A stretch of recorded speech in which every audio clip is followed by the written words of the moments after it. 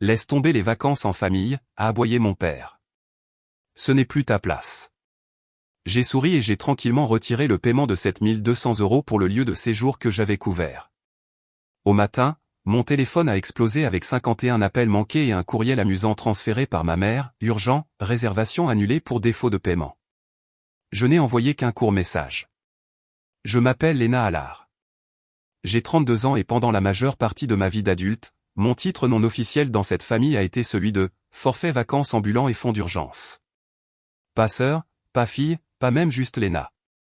J'étais celle qui faisait bouger les choses. L'organisatrice, la pourvoyeuse, la personne que tout le monde regardait en levant les yeux au ciel tout en dépendant tranquillement d'elle. Chaque été, comme une horloge, je réservais les vacances en famille. Pas le genre de voyage où l'on jette quelques sacs dans la voiture en espérant que tout se passe bien, non. Je parle de camionnettes de location, d'un logement de vacances ou d'un chalet assez grand pour que personne n'ait à se battre pour le canapé. Des activités qui ne feraient pas se plaindre mon père de son dos ou de ses patients, et plein d'options adaptées aux enfants pour mes deux neveux afin que je ne sois pas piégé à faire du gardiennage non rémunéré toute la semaine. Je gérais la logistique, les réservations, les rappels dans la conversation de groupe quand personne d'autre ne semblait capable de lire un calendrier. Et la plupart des années, je gérais les coûts. Non pas parce que quelqu'un le demandait gentiment, non pas parce qu'ils étaient profondément reconnaissants, mais parce que si je ne le faisais pas, rien ne se passerait. Et on me reprocherait quand même d'avoir laissé passer l'été. Je suis l'aînée, celle qui a un vrai travail, comme mon père aime le dire quand il veut se vanter de moi auprès des autres tout en me faisant honte à la maison. Mes frères, Maxime et Dylan, aiment prétendre qu'ils traversent juste une mauvaise passe. Maxime vend de la camelote en livraison directe en ligne et se dit entrepreneur. Dylan fait des petits boulots à temps partiel et a toujours le temps de publier 6 publications éphémères sur Instagram par jour depuis la salle de sport, mais ne semble jamais avoir d'argent quand le loyer est dû. Maxime vit toujours chez nos parents. Dylan navigue entre les appartements de ses petites amies comme un nomade très charmant et très fauché. Chaque fois que des factures se présentent, il me jette ce regard mi-blagueur, mi-attentiste. Et pendant des années, j'ai cédé. Je croyais que cela faisait de moi une bonne personne. Cette année était censée être spéciale. J'ai trouvé un chalet privé en Savoie qui semblait tout droit sorti d'un catalogue de luxe. Vue sur le lac, foyers extérieurs, un sauna en plein air, 10 chambres et une cuisine immense que ma mère pourrait transformer en une véritable explosion de pâtisserie. Le genre d'endroit qui ferait même faire une pause à mon père pour dire « Waouh !» avant de se plaindre inévitablement des options du petit déjeuner. 7200 € pour la semaine. Je n'ai même pas sourcillé. Je l'ai payé d'avance, en totalité, avec ma carte de crédit. Je n'en ai parlé à personne.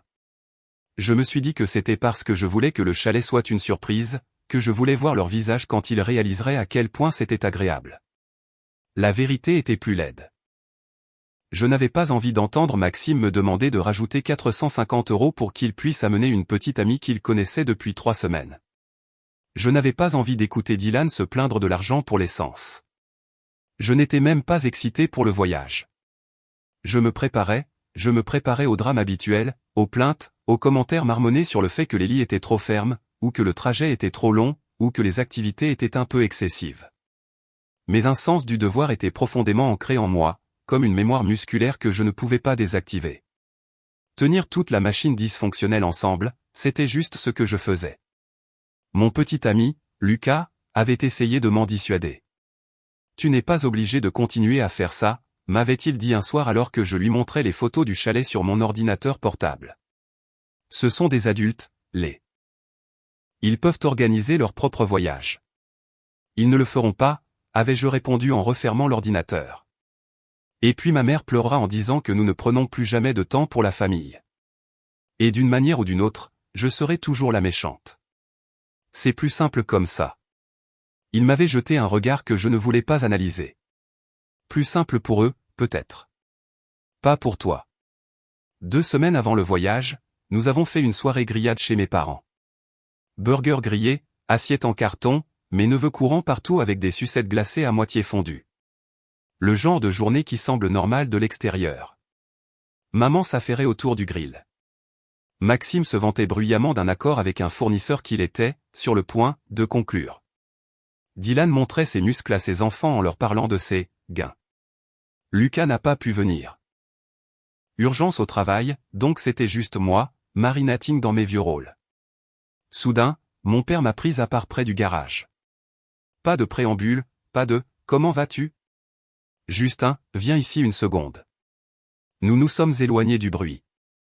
L'odeur du charbon de bois flottait dans l'air. Il m'a regardé droit dans les yeux avec cette expression sévère de « je suis le chef de cette famille » qu'il avait perfectionnée il y a des décennies. « Laisse tomber les vacances en famille » dit-il.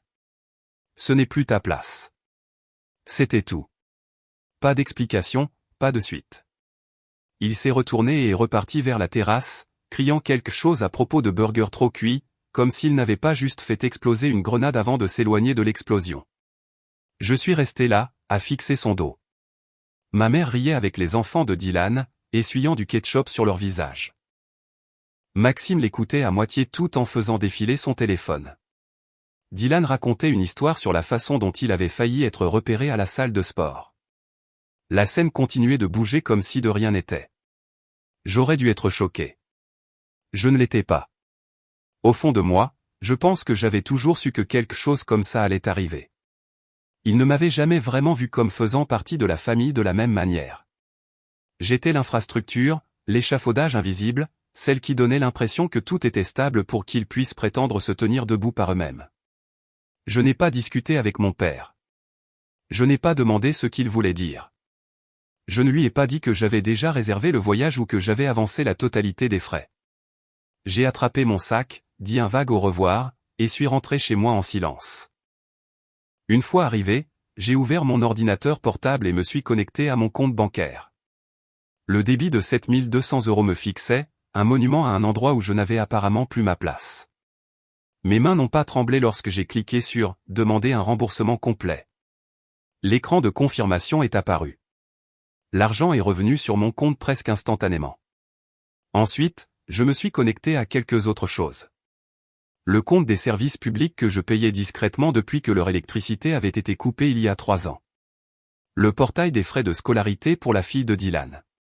Le paiement automatique que j'avais mis en place lorsque la voiture de ma mère avait eu besoin de nouveaux freins et que le coup les avait surpris. Un par un, je les ai gelés, annulés, j'ai fermé les onglets. Je me suis couché tôt ce soir-là. Pour la première fois depuis des années, je ne me suis pas réveillé avec la mâchoire serrée. À 7 heures du matin, mon téléphone semblait avoir été frappé par la foudre. 51 appels manqués, la plupart de ma mère, quelques-uns de Maxime, même Dylan, qui traitait habituellement le téléphone comme un appareil de diffusion à sens unique, avait laissé des messages sur un « problème avec le logement de vacances ». Mais la meilleure partie, celle qui a fait s'installer quelque chose de lent et de froid en moi, était le courriel transféré de ma mère. Objet, urgent, réservation annulée pour défaut de paiement. Je n'ai même pas lu le corps du message. J'ai juste répondu avec une seule phrase. Ce n'est pas fini. Il n'avait aucune idée à quel point j'avais raison après avoir envoyé ce message. Ce n'est pas fini. J'ai mis mon téléphone en mode silencieux, l'ai jeté dans mon sac de sport et j'ai quitté mon appartement. Pas de défilement morbide, pas de réécoute de messages vocaux que je savais déjà pleins de panique et de reproches. Il n'y avait rien à clarifier. Je ne leur devais pas de discours. Je me devais juste d'aller jusqu'au bout. 2 heures et une longue séance d'entraînement plus tard, je suis revenu devant un appareil qui semblait avoir été frappé par un ouragan numérique. 51 appels manqués, une douzaine de nouveaux messages vocaux. La conversation de groupe familial, autrefois joyeusement intitulée « Ambiance famille 2025 », s'était embrassée comme un bâtiment en feu. Je n'ai pas écouté les messages vocaux. J'ai ouvert la conversation. C'était le chaos. Maman, est-ce que quelqu'un a confirmé le chalet ? Je viens de recevoir un courriel concernant un problème de paiement. Maxime, calme-toi. C'est probablement un bug. Je m'en occupe. Je vais les appeler. Dylan, attendez. C'était le tour de qui de payer cette année ? Maman, je suppose que Léna s'en est occupée comme toujours. Papa, arrêtez de vous comporter comme des enfants. Réglez ça. Maxime, j'appelle l'endroit maintenant. J'ai fait défiler. Quelques minutes plus tard, Maxime, ok, bizarre. Ils disent que la réservation a été annulée pour défaut de paiement. Je leur ai dit que je suis Léna et qu'il doit y avoir une erreur. Ils ont bloqué le compte. Une sorte de connerie de drapeau de sécurité. Maman, pourquoi l'aurait-il bloqué? Leur as-tu donné les bonnes informations? Dylan, je viens d'essayer de réserver à nouveau en ligne sous mon nom pour arranger ça, mais le paiement n'est pas passé. La banque fait des siennes. Ce qu'il n'a pas dit, mais que je savais, c'est qu'il avait utilisé le même compte courant qui avait été rejeté 2 fois en février. Un peu plus tard, Dylan, maintenant, ils disent que la propriété n'est pas disponible pour ces dates et quelque chose à propos de mettre les nouvelles réservations sur liste noire, c'est quoi ce délire? Le chalet privé en Savoie était officiellement perdu. Il ne l'avait toujours pas relié à moi. Je me suis assise sur mon canapé, la conversation de groupe clignotant sur mon écran comme un orage, et j'ai ouvert mon ordinateur portable. Si je regardais mon téléphone plus longtemps, je pourrais céder par pure habitude. Alors, je me suis concentré sur autre chose. La chose qui avait tranquillement grandi en arrière-plan de ma vie pendant des années, le tableur. Je l'avais commencé par pure nécessité et peut-être un peu par instinct de conservation. Ligne par ligne, j'avais consigné chaque prêt temporaire, chaque « peux-tu juste couvrir ce truc » qui était devenu permanent, chaque facture que j'avais payée, juste pour cette fois, qui s'était transformée en une responsabilité récurrente. Je l'ai ouvert. 8 ans de données. Des compléments d'hypothèque quand mes parents prenaient du retard. Des réparations de voitures, des factures de services publics, des transferts d'argent d'urgence, les frais de scolarité de la fille de Dylan, les courses, les services de diffusion en continu, les coûts des vacances. Le total au bas de la feuille m'a fait basculer en arrière sur ma chaise. 165 000 €. Je l'ai regardé, pas choqué, même ce chiffre semblait étrangement attendu mais avec une sorte de validation épuisée. Chaque fois qu'ils avaient agi comme si j'étais dramatique de me sentir vidé, c'était ce que mon cerveau hurlait sous la surface. 165 000 €. Pas un seul euro jamais remboursé. J'ai fait défiler, regardant des années de ma vie passée en rangée bien ordonnée. Prêt Maxime, février 2018, 8 700 €. Coup de pouce pour la livraison directe. Pas de remboursement. Sauvetage loyer Dylan, août 2020, 1100 €. Le propriétaire menace d'expulsion. Je te rembourse le mois prochain. Pas de remboursement. Avis de coupure d'électricité des parents, 550 €. On s'en occupera la prochaine fois. Pas de remboursement. Je me sentais calme. Étrangement calme. J'ai ouvert un nouvel onglet. L'abonnement à OCS. Annulé. L'abonnement à Netflix. Annulé. L'abonnement à Amazon Prime. Annulé. L'abonnement musical familial Spotify auquel je les avais tous ajoutés parce que c'était moins cher comme ça. Annulé. Le compte de stockage en nuage que Maxime utilisait pour sauvegarder ses fichiers professionnels, payé avec ma carte. Annulé. Chaque abonnement qu'ils utilisaient sans réfléchir était lié à moi. Chaque petit confort qu'ils traitaient comme indu avait mon nom caché sur la facture. Et un par un, je les ai coupés. Mon téléphone a de nouveau vibré sur la table. Je l'ai ignoré. Ensuite, je me suis connecté au site web de la compagnie d'électricité. Il y a 3 ans, lorsque l'électricité de mes parents avait été coupée, j'avais transféré le compte à mon nom, juste pour le moment, pour pouvoir rétablir le courant. Je le payais depuis. Clique retirer ma carte, configurer le compte pour une facturation papier à leur adresse. Portail des frais de scolarité pour la fille de Dylan, désactivation du paiement automatique. Le paiement automatique pour la réparation de la voiture de ma mère que j'avais mis en place pour qu'elle ne tombe pas en panne sur le chemin du travail, annulé. Je n'ai rien cassé. J'ai juste arrêté de tout maintenir artificiellement. Ce soir-là, je me suis versé un verre et j'ai regardé la réalité commencer à les frapper en temps réel. Maxime m'a envoyé un message direct. Dis, tu sais quelque chose à propos du chalet? Maman dit que le paiement a échoué. Aussi, OCS et Netflix se sont déconnectés. Y a-t-il un problème de carte? Peux-tu les appeler? Je n'ai pas répondu. Dylan a laissé un message vocal. Je n'ai pas écouté l'intégralité, mais j'ai attrapé assez de bribes dans l'aperçu de lecture automatique. Salut, je voulais juste voir si tu allais bien. Maman dit que tu es silencieuse. Aussi, le truc du logement de vacances est foiré. Si tu pouvais juste passer un coup de fil au propriétaire, tu es doué pour ce genre de choses. Supprimé. Puis est venu le message vocal de ma mère.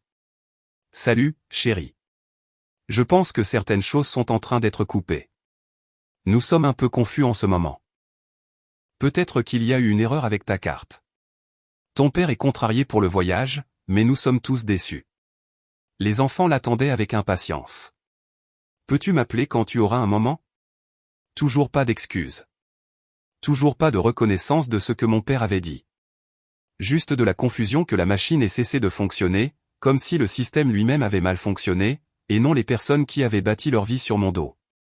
Je n'ai pas appelé. Au lieu de cela, j'ai ouvert un autre onglet et j'ai tapé « Vol Reykjavik ». J'avais toujours voulu aller en Islande. L'idée avait vécu tranquillement au fond de mon esprit pendant des années.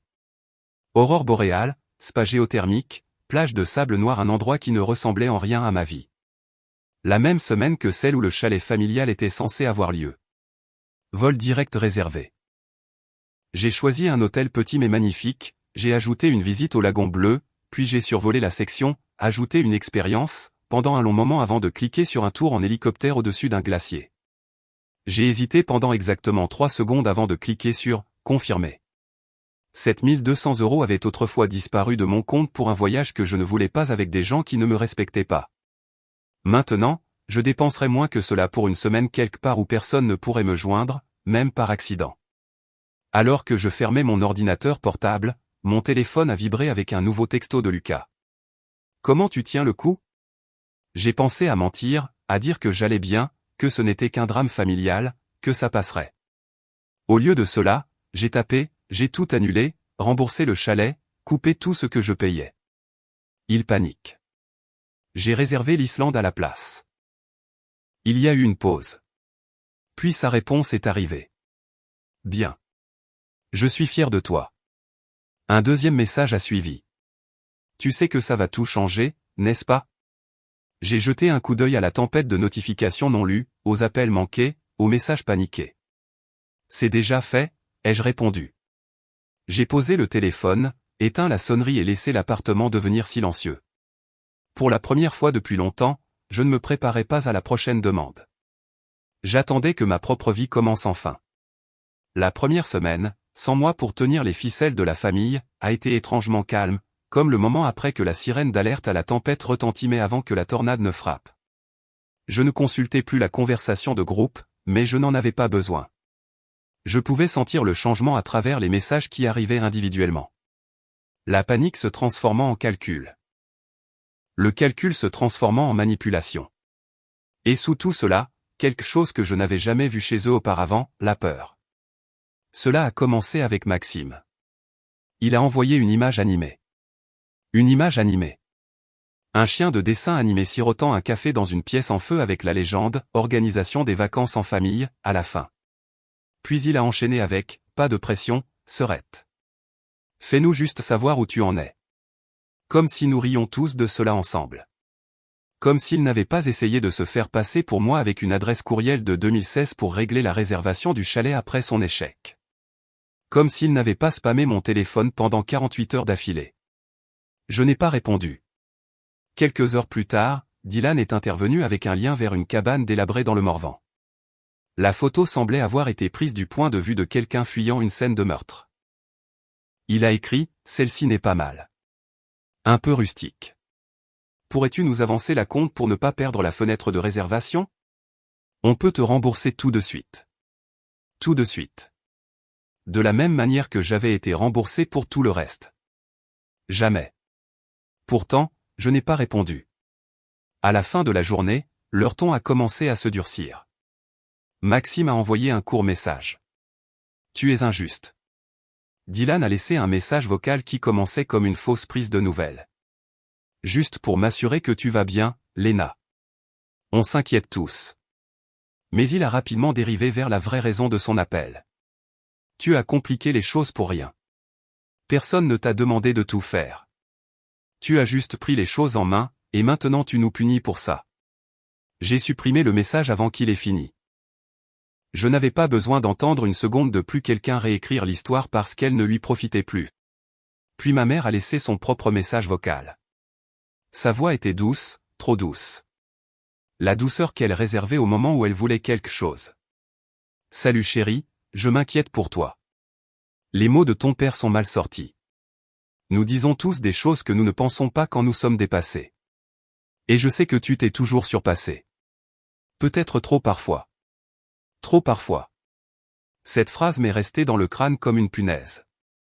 Il ne voyait pas cela comme de la gentillesse.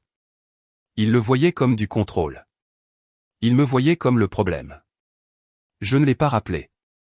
Au lieu de cela, je me suis assise à ma table de salle à manger, mon petit appartement silencieux me semblant plus grand que jamais, et j'ai de nouveau consulté mes comptes. S'ils pensaient que j'étais allé, trop loin, alors j'allais leur montrer à quoi ressemblait un retour dans mes propres limites. Forfait de téléphonie mobile. J'avais mis toute la famille sur mon forfait il y a des années pour leur faire économiser de l'argent. 5 lignes, tout à mon nom. Annulé. Garantie des appareils électroménagers. Le lave-vaisselle qu'ils refusaient de réparer à moins que je ne paie. Annulé. Le prêt auto de Dylan, celui pour lequel j'avais co-signé pour protéger mon crédit et dont j'avais fini par payer la majeure partie, arrêté. Son crédit était déjà ruiné. Le mien n'allait plus sombrer avec lui. Puis il y avait la chère entreprise de Maxime. L'année dernière, il m'avait emprunté 8 700 € pour développer une arnaque de livraison directe. Il a posté une photo d'une fausse Rolex 2 semaines plus tard et n'a plus jamais mentionné le prêt. Alors, j'ai envoyé un courriel. Objet, échéancier de remboursement. Date, montant, information bancaire. Pas de menaces, pas d'émotion, juste des attentes qu'il n'avait jamais pris la peine de respecter auparavant. Il l'a ouvert. Il n'a pas répondu. Ce soir-là, je me suis versé un verre et, pour la première fois, j'ai ouvert la conversation de groupe familial juste pour voir l'étendue des dégâts. Elle s'appelait autrefois « Ambiance Famille 2025 ». Maintenant, elle avait été renommée « Voyage doux, révisé ».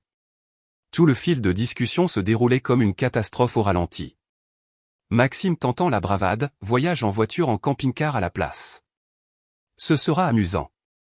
Détail mineur, il avait oublié que son permis était expiré. Dylan essayant de jouer les sauveurs, j'ai trouvé un autre chalet. Je me suis présenté comme PDG de Dylan Global Enterprises pour obtenir le tarif entreprise. Ils ont signalé sa carte d'identité comme suspecte et ont annulé la réservation. Ma mère, j'ai contacté ce centre de retraite de l'église, mais ils sont complets pour un camp de jeunes. Mon père, quel est le problème? Choisissez juste quelque chose. Tout le monde, nous n'avons pas d'argent. Puis est venue la photo. Une cabane qui ressemblait au décor d'un film d'horreur à petit budget. Peinture écaillée, un toit affaissé, un canoë retourné sur une parcelle d'herbe morte. Dylan a légendé, mode aventure activé. Personne n'a réagi. Leur budget était à court de milliers d'euros. Chaque carte de crédit était au maximum ou refusée. Celle de papa incluse. Celle de maman n'était apparemment jamais la sienne pour commencer. La petite amie de Maxime s'est désistée dès qu'elle a vu le déclassement. Et c'est là que ça m'a frappé. Ils n'étaient pas seulement en train de se démener. Ils étaient en train de s'effondrer. Toute la structure de leur vie, celle que je soutenais avec de l'argent, du temps et du travail émotionnel, s'est écroulée à la seconde où je me suis retiré. Et pour une fois dans ma vie, je n'ai pas ressenti de culpabilité. Je me sentais détachée, paisible, même curieuse. Depuis combien de temps est-ce que je soutenais une tour entièrement faite d'allumettes? Ce soir-là, on a frappé à ma porte. Maxime. Je ne savais même pas qu'il se souvenait de mon adresse. Il se tenait sur mon seuil avec du whisky bon marché à la main, vêtu d'un short de sport et arborant le même sourire forcé qu'il utilisait enfant quand il avait cassé quelque chose et essayait de s'en sortir par le charme. « Salut », dit-il, trop enjoué. J'étais juste dans le coin. Je voulais prendre de tes nouvelles. Il a divagué un peu. Papa était déplacé. J'avais tout à fait le droit d'être contrarié. Nous devrions nous serrer les coudes, avant de lâcher la vraie raison de sa venue. Alors, j'ai trouvé un nouvel endroit pour le voyage. J'ai juste besoin de quelques centaines d'euros pour le réserver. Tu sais, juste un petit coup de pouce. Je te rembourserai la semaine prochaine. Promis.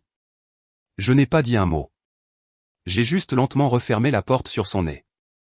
À travers le Judas, je l'ai regardé rester là, confus, embarrassé, puis en colère. Il est resté 20 minutes avant de partir. Pas de texto, pas d'excuses. Le lendemain matin, j'ai reçu une alerte de fraude de ma banque. 3 tentatives de connexion échouées sur un ancien compte courant. Nom de l'appareil, tablette Samsung, Lyon. Dylan. Je ne l'ai pas signalé. Pas encore. Au lieu de cela, je suis allé me promener, j'ai acheté un latte à la lavande et je me suis assise dans le parc à regarder des gens qui n'attendaient pas que quelqu'un ait besoin de quelque chose d'eux. Cet après-midi-là, ma mère m'a envoyé un courriel. C'était étonnamment respectueux. Un itinéraire simple, des vols, un petit logement de vacances, une voiture de location. Ils avaient bricolé un voyage alternatif modeste. Elle a écrit, « Tu es toujours la bienvenue. Nous espérons que tu te joindras à nous, mais nous comprenons si tu ne le fais pas. » C'était la chose la plus proche de la responsabilité que j'ai jamais vue de sa part. Mais 3 heures plus tard, une autre alerte est arrivée. Une tentative de débit de 2300 € via un service de paiement en ligne depuis le courriel de Dylan. Bloqué. S'ils avaient vraiment changé, ils n'essaieraient pas encore de s'introduire dans mes comptes. Mon téléphone a de nouveau vibré. Un texto de papa. Juste 2 mots. Assez de jeu. Pas un salut, pas une question, un ordre. Pour la première fois de ma vie, je n'ai pas réagi comme une enfant anticipant une punition. J'ai réagi comme une adulte choisissant la liberté. J'ai ouvert mon itinéraire pour l'Islande et j'ai ajouté une expérience de plus, un tour en hélicoptère au-dessus d'un glacier au lever du soleil. Parce que si j'allais disparaître de leur chaos, autant m'élever au-dessus. Littéralement. Le jour où mon voyage en Islande a commencé, la conversation de groupe familial bafouillait encore avec des tentatives d'optimisme de dernière minute. Je ne l'ai pas consulté directement. Je l'avais mise en sourdine il y a des jours, mais des notifications s'infiltraient dans la barre de prévisualisation comme de la fumée sous une porte fermée. Avant de me diriger vers l'aéroport, je me suis permis un rapide coup d'œil. Une photo floue est apparue. Maxime debout devant une cabane grise et tordue qui ressemblait au décor d'un documentaire criminel. Un toit affaissé, de l'herbe morte, un canoë qui n'avait pas touché l'eau depuis l'administration Obama. Dylan avait légendé, mode aventure activé. Personne n'a réagi. J'ai éteint l'écran. Le voyage n'était plus mon problème. Au salon de l'aéroport, alors que je sirotais un expresso et regardais les avions manœuvrer contre un ciel argenté, une étrange chaleur s'est installée dans ma poitrine. Pour la première fois depuis longtemps, je choisissais un événement de vie pour moi. Pas pour eux, pas par devoir, pas pour éviter une crise de nerfs ou combler un vide créé par quelqu'un d'autre. Quand mon avion a décollé, j'ai complètement éteint mon téléphone. Pas d'itinérance, pas de message, pas d'urgence, juste le silence. Un silence propre et froid qui donnait l'impression de marcher dans une rivière alimentée par un glacier. Choquant au début, puis purifiant pour l'âme. Les premiers jours en Islande semblaient être une promenade dans un rêve payé par quelqu'un d'autre jusqu'à ce que je réalise que ce quelqu'un, c'était moi. J'ai marché sur des sables volcaniques noirs qui crissaient sous mes bottes. Je me suis tenu sous des chutes d'eau si bruyantes qu'elles noyaient toutes les pensées que je portais depuis des années. J'ai flotté dans des piscines géothermiques tandis que la vapeur s'enroulait autour de mon corps comme un brouillard chaud. La nuit, je m'allongeais dans ma chambre d'hôtel en écoutant le calme. Pas de conversation de groupe chaotique, pas de demande, pas de culpabilité déguisée en amour, pas de frère demandant des faveurs, pas de père aboyant des ordres. Juste moi. Même Lucas a remarqué la différence lorsque nous nous sommes appelés en vidéo un soir. « Tu as l'air plus légère », dit-il en souriant depuis son appartement. Comme quelqu'un qui a enfin expiré. « Peut-être bien », ai-je dit. « Tu sais », a-t-il continué doucement, « tu n'as pas à retourner à la situation d'avant. Les limites ne sont pas des punitions, ce sont des ceintures de sécurité. » J'ai hoché la tête, sachant qu'il avait raison, et sachant qu'une petite partie de moi craignait encore ce qui m'attendait quand je rallumerais mon téléphone. Mais cette peur ne tenait plus le volant. Le 3e jour, j'ai allumé mon téléphone un instant, debout dans un café qui sentait la cannelle et le marc de café. 15 nouveaux courriels. Pas du travail, pas d'amis, de ma famille. L'effondrement avait officiellement commencé. Courriel 1 à 3. Maxime, le sarcasme suintant de chaque ligne. Salut Serette, j'adore l'ambiance rustique de cette cabane. Vraiment dans le thème. Je ne savais pas que tu passais en mode protection des témoins cette semaine. Bref, quand tu auras fini ta quête spirituelle, tu pourras peut-être nous dire comment arranger ça. Courriel 4 à 7. Maman. Un long ruban de culpabilité divisé en plusieurs messages. Tu manques aux enfants. Nous aurions pu régler ça. Tu sais, ton père ne réfléchit pas toujours avant de parler. Tu as toujours pris les choses trop à cœur. Courriel 8 à 10. L'hôte du logement de vacances, transféré par Maxime. Leur paiement avait été signalé comme potentiellement frauduleux car Dylan avait utilisé une identité non vérifiable. Leur réservation était annulée. Pas de remboursement. Ils avaient 48 heures pour quitter la propriété. Courriel 11 et 13. Dylan, divagant, sans ponctuation. Écrit comme une confession de quelqu'un qui était arrivé au bout du rouleau. Il a avoué la tentative de paiement en ligne. A avoué avoir essayé de se connecter à mon compte bancaire. A avoué qu'il avait paniqué et ne savait pas comment gérer les choses autrement. A avoué que les vacances étaient un désastre. A avoué que papa n'avait parlé à personne depuis 2 jours. Mais la dernière ligne m'a touché. Je ne savais pas tout ce que tu faisais jusqu'à ce que tout s'effondre. Je suis désolé. Peux-tu me dire quoi faire? Mes doigts ont survolé le clavier. Pendant un instant, juste un instant, j'ai senti ce vieil instinct monter. Réparer. Améliorer. Les sauver. Être la bonne fille. Être la sœur fiable. Être le pilier. Parce que personne d'autre ne savait comment faire.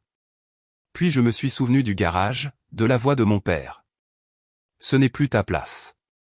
15 ans de sacrifice rejetés comme un burger brûlé lors d'une soirée grillade. J'ai fermé l'ordinateur portable. Pas de réponse. Le contraste entre nos voyages n'aurait pas pu être plus symbolique si l'univers l'avait scénarisé. Un voyage qui s'effondre dans une cabane minuscule. L'argent épuisé. Les réservations annulées. Tout le monde s'accusant mutuellement. Les enfants s'ennuyant. Maman épuisée. Maxime amer. Dylan en pleine spirale. Papa silencieux, comme si tout ce gâchis l'offensait personnellement. Moi, me réveillant avant l'aube pour monter à bord d'un hélicoptère qui survolait des champs de glaciers brillants d'un bleu sous la lumière du matin. Le pilote narrait d'une voix calme. Certaines personnes viennent ici pour trouver le silence, d'autres pour se trouver elles-mêmes. J'ai regardé la vaste étendue de glace s'étirant dans toutes les directions. Peut-être que j'étais là pour les deux. L'hélicoptère a atterri sur une crête qui semblait vierge de tout sauf du vent. L'air était d'une pureté tranchante, si pur qu'il en était presque douloureux. C'est là que ça m'a frappé. C'était les premières vacances de ma vie où je n'avais rien à planifier pour quelqu'un d'autre. Pas à m'adapter, anticiper, amortir, apaiser ou payer pour le confort de qui que ce soit. Je n'étais pas une pourvoyeuse. Je n'étais pas un bouc émissaire. Je n'étais pas la colonne vertébrale. J'étais juste Léna, une femme debout sur une glace ancienne, respirant comme si elle n'avait jamais respiré correctement auparavant. 2 jours avant de rentrer, un autre courriel de Dylan est arrivé. Court cette fois. Pas de remboursement. On part plus tôt. Papa est furieux. Maman pleure. Maxime est fauché. Je comprends maintenant. Prends soin de toi. Pas de demande d'argent. Pas de chantage affectif. Juste de la reconnaissance. Mais la reconnaissance n'est pas la rédemption, et ce n'est pas une obligation. J'ai fermé le courriel. Je suis allé dîner. J'ai commandé un verre de vin rouge. J'ai regardé les aurores boréales onduler en vert et violet dans le ciel nocturne. Je ne pensais pas à eux. Pour une fois dans ma vie, il n'y avait pas de place pour leur chaos en moi. J'étais pleine de souffle, pleine de calme, pleine de moi-même. Quand mon avion a atterri à Paris, la ville était exactement comme je l'avais laissée. Bruyante, lumineuse, vivante. Mais je n'étais pas la même femme qui avait embarqué une semaine plus tôt. Si quoi que ce soit, j'avais l'impression d'avoir mué d'une peau que je n'avais jamais réalisé que je portais. Quelque chose de lourd, quelque chose d'hérité. Je n'ai dit à personne que j'étais de retour. Pas de texto à ma mère. Pas de message de routine pour rassurer une famille qui ne s'inquiétait que lorsque je cessais d'être utile. Pas de « bien arrivé » dans la conversation de groupe. Je me suis juste glissé dans un taxi et j'ai regardé la silhouette de la ville défiler par la fenêtre. Pour la première fois, la maison me semblait un endroit où je retournais, et non un endroit que je fuyais. La première semaine de mon retour a été la plus calme de ma vie d'adulte. Je n'ai pas consulté la conversation de groupe, n'ai pas ouvert de courriel, n'ai pas regardé les appels manqués. J'ai cuisiné des repas simples, lu des livres que j'avais abandonnés il y a des années, me suis promené dans des quartiers où personne ne connaissait mon nom, me suis couché tôt et me suis réveillé sans alarme, sans culpabilité, ni le sentiment écrasant d'avoir oublié de faire quelque chose pour quelqu'un d'autre. Voici la partie surprenante. Il ne me manquait pas même un peu. Il n'y avait pas de pincement au cœur, pas de désir, pas de responsabilité fantôme tirant sur ma conscience. Juste de l'espace. Un espace que je remplissais avec moi-même. Le 8e jour à la maison, une lettre est arrivée dans ma boîte aux lettres. Du vrai papier, sans adresse de retour. Mon instinct m'a dit de la jeter. Au lieu de cela, je l'ai ouverte. À l'intérieur se trouvait une seule photographie. Toute ma famille se tenait groupée devant la petite cabane grise qu'il avait fini par louer. Le neveu plissait les yeux au soleil. Le sourire de ma mère semblait étiré et mince. Maxime tenait une canne à pêche comme un accessoire, et Dylan portait des lunettes de soleil plus chères que sa boussole morale. Au dos, collé avec une note adhésive jaune, se trouvaient 4 mots manuscrits dans l'écriture carrée et inimitable de mon père. On s'est débrouillé. J'ai regardé la photo, non pas parce qu'elle me faisait mal, mais parce qu'elle ne le faisait pas. Je l'ai posée sur le comptoir, non pas pour l'exposer, juste pour la laisser là. Une relique d'une vie à laquelle je n'appartenais plus.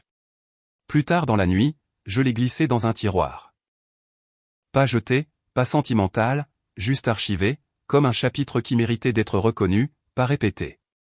Quelques jours plus tard, j'ai reçu un courriel de ma mère. Court, simple. Salut, chérie. J'ai entendu dire que tu es de retour. J'espère que tu vas bien. On a parlé de prendre un 2e emploi pour couvrir les dépenses sans te le mettre sur le dos.